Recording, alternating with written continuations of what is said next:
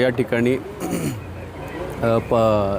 साधारणतः रात्री 9:20 दरम्यान AJ फर्निचर मॉलच्या समोर त्या ठिकाणी 2 अज्ञात व्यक्ती 2 व्हीलरवरून आले आणि त्यांनी AJ फर्निचर मॉलच्या नावाच्या दिशेने, नेमप्लेटच्या दिशेने, वरच्या दिशेने त्या ठिकाणी 5 ते 6 राऊंड फायर केलेले आहेत आणि पुढील दिशेने निघून गेलेले आहेत. जशी घटना कळल्यानंतर त्या ठिकाणी क्राईम ब्रांच आणि झोनचे सर्व अधिकारी स्टाफ या ठिकाणी उपस्थित होऊन त्यांनी तपासाला सुरुवात केली. त्याचबरोबर या ठिकाणी वरिष्ठ अधिकाऱ्यांनीसुद्धा भेटी देऊन या ठिकाणी मार्गदर्शन केलेले आहे आणि क्राईम ब्रांचचे आहेत आणि झोनचे सर्व तपास पथके त्या ठिकाणी तयार करून ह्या वेगवेगळ्या टीम ज्या आहेत आरोपींच्या शोधार्थ रवाना करण्यात आलेले आहेत. तांत्रिक तपास आणि या ठिकाणी आजूबाजूला काही लोकांनी जे काही प्रकार बघितलेला आहे त्याच्या अनुषंगाने सुद्धा सखोल तपास चालू आहे. गुन्हा दाखल करण्याची प्रक्रिया सुरू आहे आणि नेमके प्रकार काय आहे, किती व्यक्ती होते, कोण होते, कशासाठी केलेला आहे हा प्रकार, हे सर्व तपासाच्या नंतरच समोर येतील.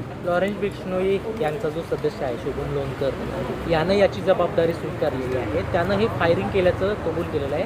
सोशल मीडियावर तशी पोस्ट जी आहे ती समोर आलेली आहे. या सोशल मीडियावर जी पोस्ट सध्या जी काही व्हायरल होत आहे त्याच्या अनुषंगाने सुद्धा पोलीस विभागाने अतिशय गंभीरतापूर्वक हे प्रकरण घेतलेलं आहे आणि हा नेमके प्रकार काय आहे हे सुद्धा त्या दृष्टिकोनातून सखोल पद्धतीने हे आम्ही तपास करीत आहोत.